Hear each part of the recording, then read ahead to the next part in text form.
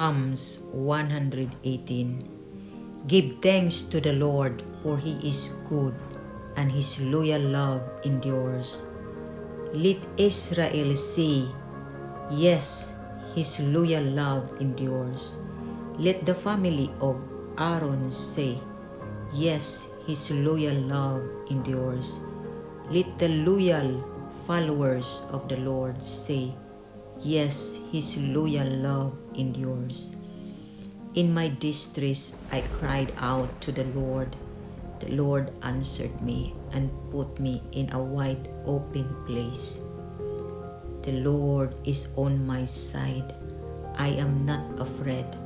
What can people do to me? The Lord is on my side as my helper. I look in triumph on those who hate me.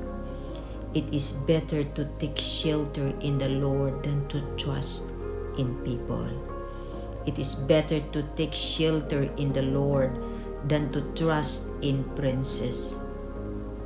All nations surrounded me. Indeed, the name of the Lord I pushed him away.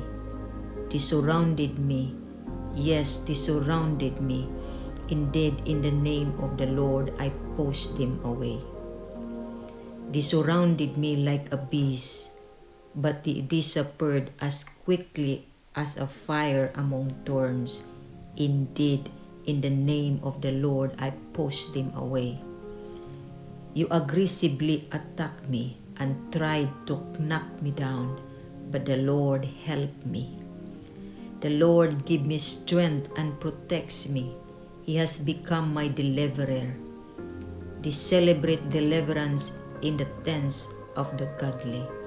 The Lord's right hand conquers.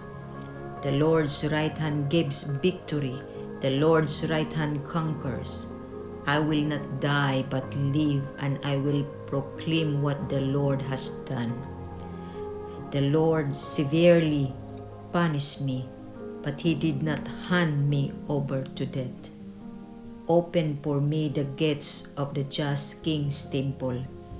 I will enter through them and give thanks to the Lord. This is the Lord's gate.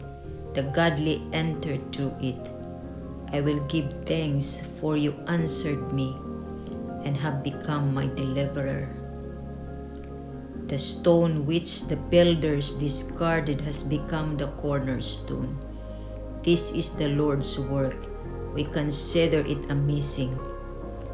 This is the day that the Lord has brought about. We will be happy and rejoice in it. Please, Lord, deliver me. Please, Lord, grant us success. May the one who comes in the name of the Lord be blessed.